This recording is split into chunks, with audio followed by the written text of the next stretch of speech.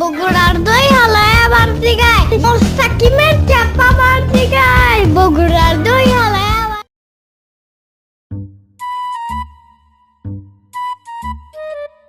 চাচি হেনা কোথায়? আর বাড়ি ঘরে তো সাজানো গোছানো কেন? হেনা হাতে হেনা দিছে ইয়ামিন।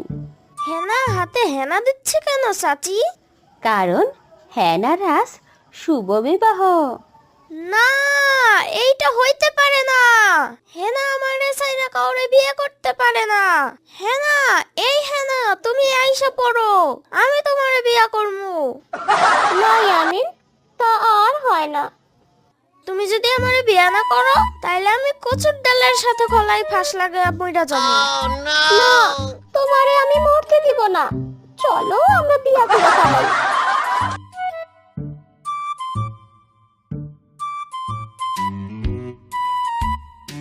আরে হেনা, তাড়াতাড়ি এক কাপ চা দাও।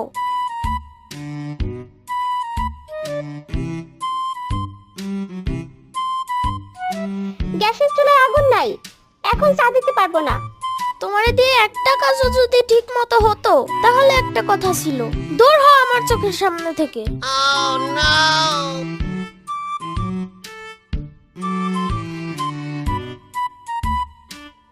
হেনা, এই হেনা তাড়াতাড়ি আমার কাপড়গুলো ধুয়ে দাও, না হলে তোমার খবর আছে। সারাদিন তো শুধু শুয়েই থাকো। যাও তো, তাড়াতাড়ি কাজ করে যাও। কোন কপাল নিয়ে যে তোমাকে বিয়ে করেছিলাম তা আল্লাহ ভালো জানে। কি ব্যাপার, বউকে তো গালাগালি করি তাও বউ কিছু বলে না? বউয়ের কি রাগ নাই নাকি? কালকে একবার জিজ্ঞেস করব।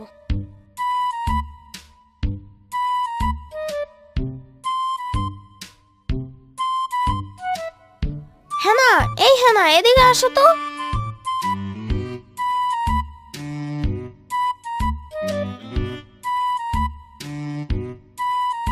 কি হয়েছে গো? আমি তোমার এত গালাগালি করি তারপরেও তুমি আমারে কিছু বলো না কেন? তোমার রাগ লাগে না? হ, তোমার গালাগালি শুই না আমারও চরম রাগ উঠা যায়। আমার উপরে রাগ উঠে গেলে তুমি রাগ কমাও কিভাবে? তাহলে শোনো, তোমার উপর যখন আমার রাগ ওঠে তখন আমি তোমার চায়ের কাপের ভেতর থুতু ফেলি, আর সেই চা নিয়ে আইসা তোমারে খাওয়াই। কি বলতেছো এইসব?